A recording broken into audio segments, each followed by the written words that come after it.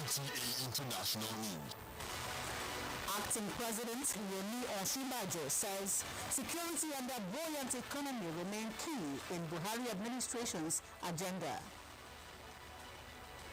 Nigerian Navy gives scorecard, says it confiscated illegally refined diesel worth billions of naira in 2016. Resident doctors in Nigeria advocate full implementation of National Health Act 2014 to stem medical tourism.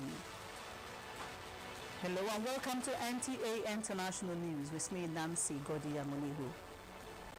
Acting President Yemi Osinbajo has reiterated the need for all Nigerians to guard against plunging the country into ethno-religious crisis, stressing that security and a buoyant economy remain key in the Buhari administration agenda.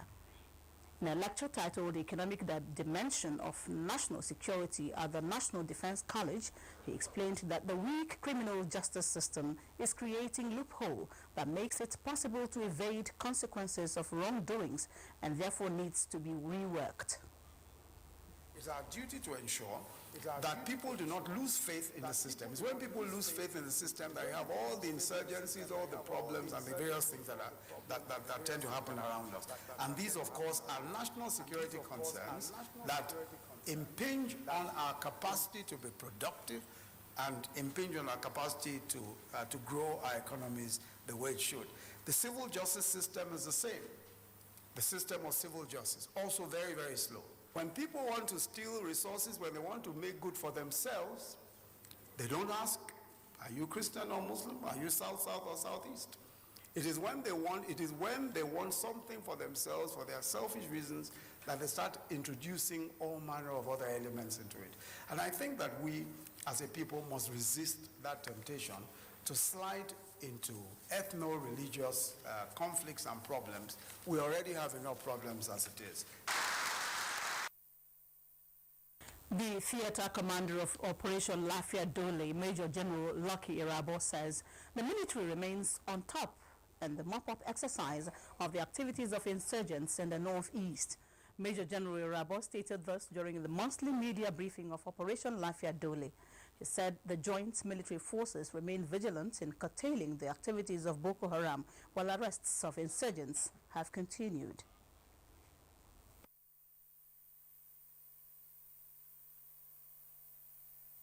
Having won the war, the train on the track to enduring peace is currently in motion. Yesterday, the National Coalition Against Terrorism held a rally where they called on all to give greater support to the peace efforts. They equally called on all renegades in the name of Boko Haram to surrender without further delay. The people are rising up against Boko Haram, and it is encouraging to us. Continued support and encouragement of Mr. President, Commander-in-Chief, as well as the Chief of Defense Staff, Chief of Army Staff, and all the service chiefs are unquantifiable and are hereby appreciated. Let us together maintain the momentum. Operation Lafia Dole commander advised people to always watch their back and report any suspected persons to law enforcement agencies. It has been observed that the value of confiscated crude oil and illegally refined diesel in Nigeria within the year 2016 amounts to more than 420 billion naira. This revelation was made by the Chief of Naval Staff, Rear Admiral Ebas, before the House of Representatives Committee on Navy while defending the 2017 budget of the service. National Assembly correspondent Abdullahi Abrino reports. The illegal crude oil seized in 2016 stands at 810 metric tons, while the illegally refined diesel was more than 1 million metric tons. Beside deterring criminal activities in the Nigeria's waterways, the naval chief said Nigerian Navy contributes in no small measure towards providing enabling environment for the continued exploitation of the nation's oil and gas resources. The major focus of the 2017 budget is mainly on the ongoing fleet renewal, infrastructure and capacity upgrade, amongst others.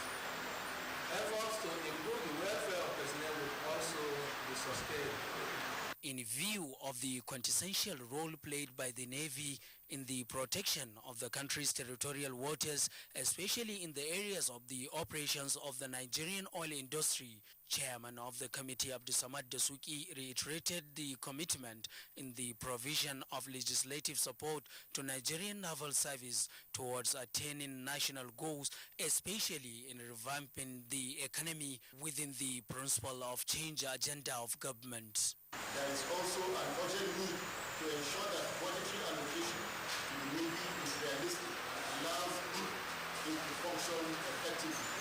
Maintenance effort to ensure increased availability of ships and helicopters along Nigeria's sea borders was mentioned among other achievements of the Nigerian Navy in 2016. From the National Assembly, Abdullahi Aminu, NTA News.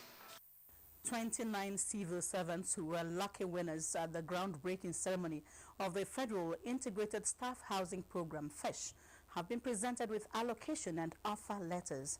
This was at a one-day housing finance workshop in Abuja. Adebola Brooksland Sunday has the report. These are some key players in the housing sector who converged on Abuja from within and outside Nigeria. We want to do this united in purpose towards providing affordable housing for Nigerians in line with the present administration's plan and quest to make life better for all. Chairman of the FISH Program, Permanent Secretary, Common Services Office, Yemi Adelakun, described the project as a welfare program designed to alleviate housing challenges of federal government workers. They came forward and took part in the ballot. Mrs. Oyo Ita presented the offer letters to the lucky beneficiaries following the groundbreaking ceremony held in August last year. Anything that His Excellency President Muhammadu Buhari has a hand in, that thing is a sincere program. And we are very happy to be part of this administration, and we are very happy that the housing policy of this administration, we can start it with the federal civil servants themselves, who are the workhorses for government. Out of the 30 lucky lottery winners, 16 of them chose brains and hammers. I think that speaks for itself. The quality and standard cannot be over-exaggerated. So many people, as a civil servant, did not even believe that it can come and is reality.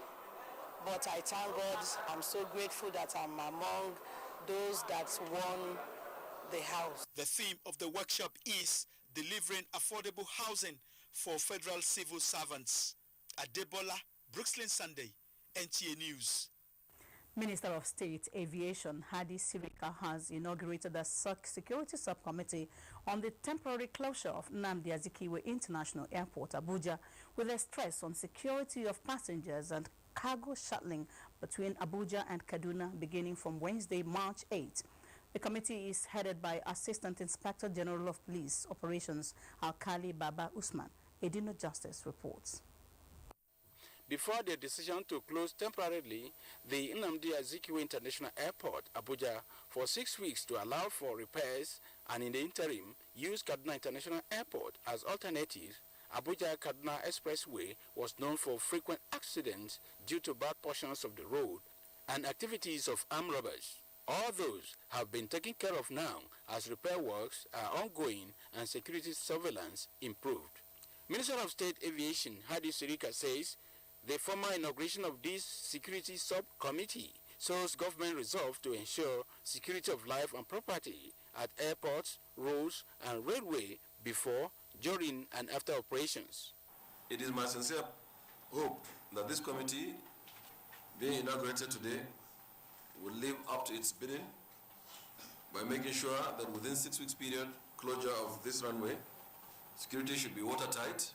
Your task is to be proactive and deal with any security challenge. I want to assure you that we will collectively and in synergy carry out this responsibility. Subcommittee membership is drawn from the police, army, Air Force, Aviation Security, and the Transportation Ministry. Others are Customs, Immigration, Civil Defense, and Road Safety Corps. In Abuja, Edina Justice, NTA News. In line with the clamor to promote speedy dispensation of criminal justice in the country, the Center for Social Legal Studies has presented a draft strategy for the effective implementation of the administration of the Act to relevant authorities for their input. Aliu Tukuru has more. Following the passage of the Administration of Criminal Justice Act in 2015, it is believed that the defects in the Nigerian system of criminal justice have been cured.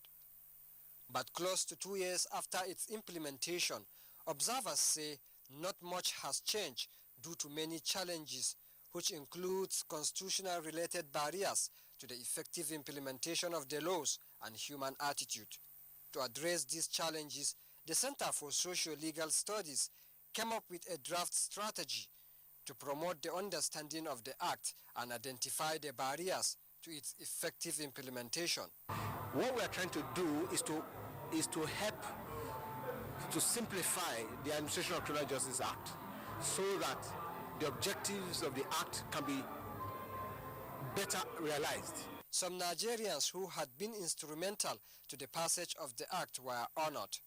They include Vice President Yemi Osinbajo, former Attorney General of the Federation and Minister of Justice Akin Olujimi, Femi Okewo of NTA, and many more, both in the legislature and executive arm of government.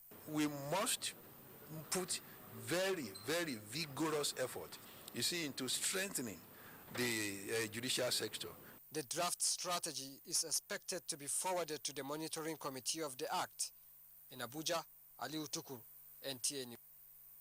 Nigeria and Portugal have entered into a Memorandum of Understanding, MOU, for closer collaboration in different areas of science and technology. Portuguese Minister of Science, Technology and Higher Education, Professor Manuel Heito, and his Nigerian counterpart, Dr. Obunaya Onu, agree that both nations share common vision and commitment to the advancement of technology for the good of their peoples. Science correspondent Karen Umayo reports. Major outcome of the meeting between the two ministers is the plan for Nigeria-Portugal Science and Technology Summit, scheduled to take place in Nigeria later this year, a platform for researchers from both countries to share scientific knowledge. Dr. Boneonu says Nigeria needs a quantum leap into the technological sphere in collaboration with other nations as a way to move the nation to a higher level of development. In the management of the Atlantic Ocean, that Portugal will work very closely with Nigeria. Looking at the future, we need to provide the necessary procedures, incentives, and above all, the necessary vision to educate our common future towards the sustainable development of our societies.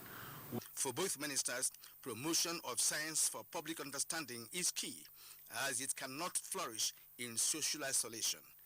Kirian Umayo, NTA News. The federal government is calling for more support and partnership from corporate and individual Nigerians as it strives to entrench better water resources management in Nigeria. Minister of Water Resources Suleiman Adamu gave the charge in a message to the General Assembly of Partners of the Global Water Partnership Nigeria. Musbah Den Wahab reports. Policymakers and relevant agencies have been grappling with how to harness the abundant water resources in Nigeria for final domestic and industrial uses. But hard as they seem to try, the challenges are still enormous. From rapid population growth to socio-economic development as well as climate change, the evolving challenges facing water resources management in Nigeria require a multidimensional approach. It's the sort of approach that makes sure that water is managed in a sustainable manner and in an equitable manner and in an efficient manner for the benefit of society. A lot of people look at water resources as an issue for government, but that's not what it is. The Minister of Water Resources, Suleiman Adamu, says the necessity of partnership to water resources development and management, already recognized at different international fora, must be domesticated. It is therefore imperative that the government agencies should not be left alone to manage water. how to further strengthen the existing framework for better results on integrated water resources management is among issues to be tackled as the Global Water Partnership Nigeria holds its General Assembly. In Abuja, Musbah and Wahab, NTA News. Now, if the National Health Act of 2014 is fully implemented, medical tourism will be a thing of the past, as this will ensure universal health coverage. President, National Association of Resident Doctors of Nigeria, Dr. Onyebueze John, said this while interacting with the management of the Nigerian Television Authority, NTA, with a commendation for objective reportage of health sector issues. Olayinka Ojo reports. The National Health Act is to achieve quality and accessible health care for all Nigerians. Explaining that medical doctors across the Federation are always willing to render health services to save lives, Dr. Onyebueze John said their welfare must be given priority. While appealing to government to enroll resident doctors into the integrated personnel and payroll information system and the contributory pension scheme, among other issues, President of the association added, "We do not intend for our crisis to escalate into strike, into a total and indefinite strike. And that is why we are doing everything possible, everything humanly possible, to ensure that we explore all avenues of advocacy." Director General NTA, represented by Executive Director Programs Eugenia Abu, pledging NTA's continuous support through its news and programs, urged the resident doctors to ensure reduction in maternal and infant mortality. She reiterated that strike is not the best option to press home demands, but dialogue. If a woman dies because she does not want to see a male doctor, there's a problem. If the distance between when she's in labor and the hospital is very far, then it's easy for her to bleed to death. So these are important areas that you must look at while you are doing your advocacy and put it on the table as part of the work that you do. National Association of Resident Doctors of Nigeria has 72 chapters across the country. In Abuja, Olayinka Ojo, NTA News. This is NTA International News from Nigeria's capital city, Abuja. The news will continue in just a moment after the break. Stay with us. I'm going to Sambisa is not a tea party because you are coming eyeball to eyeball with the fighting men. For details of this story, link up with Rogo at Large this Friday at 12:30 p.m. on the network of the Nigerian Television Authority. NTA International News. Africa as it is. Thank you for staying with us. The Presidential Committee on Ease of Doing Business Reforms says it is committed to improving Nigeria's ranking by 20 spaces in the next 5 years. The Chief Executive Officer of the Nigerian Export Promotion Council, Olusegun Awolowo, stated this while addressing participants at a national sensitization workshop on trade facilitation in Abuja. Vivian Idebefo has more. The World Bank in its latest report ranks Nigeria 149 out of 190 countries surveyed globally in ease of doing business. The federal government's ratification of the Trade Facilitation Agreement was intended to streamline trade procedures and reduce costs by an average of 14.3%. Mr. Awolowo, who is also the head of Nigeria's delegation to the United Nations Center for Trade Facilitation and Electronic Business, says the Trade Facilitation Agreement will increase Nigeria's competitiveness. We are more interested in exports, and we're looking at finally getting together and implementing the single window anchored by the Nigerian Customs Services. Nigeria is doing quite a lot to help businesses grow within Nigeria and attract foreign investment, and also ensure that they're in line with international standards. Our aim that in the next couple of weeks, visas into Nigeria will be obtained within 48 hours. Trade advisor to the Minister of Industry, Trade and Investment, Ambassador Chiedu Osakwe, emphasized the urgency for Nigeria to tap into the opportunities thrown up by the digital economy, which is regarded as the fastest growing in the world. In Abuja, Vivian Idebefo, NTA News. Central Bank of Nigeria, CBN, wants deposit money banks over failed settlements. This and more with Chiazala Mekie on Business News. It's good to have you join us on Business segment. We begin with latest developments on the country's foreign reserves.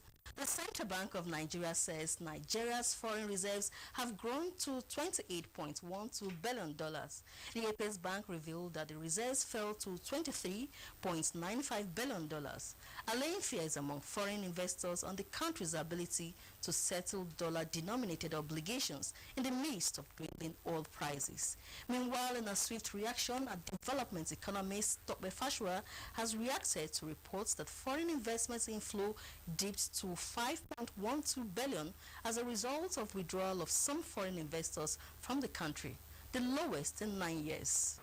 This economy can be rebooted with its own resources. We don't need foreign investment and all this kind of thing. The real restructuring that we need in this economy is to look at our resources, especially human resources, and understand how better to allocate those resources. And still on money matters, Minister of Finance Kemi Adeosun says Nigeria will be meeting with investors before a Eurobond sale, which is Nigeria's first Eurobond since 2013. The country also plans to apply for a $1 billion loan from the World Bank once the lawmakers approve this year's budget. The loan is expected to help plug fiscal deficits. The government hired Citigroup and Standard Chartered Bank to help market the bond. And finally, let's bring you trading numbers on the floor of the Nigerian stock markets.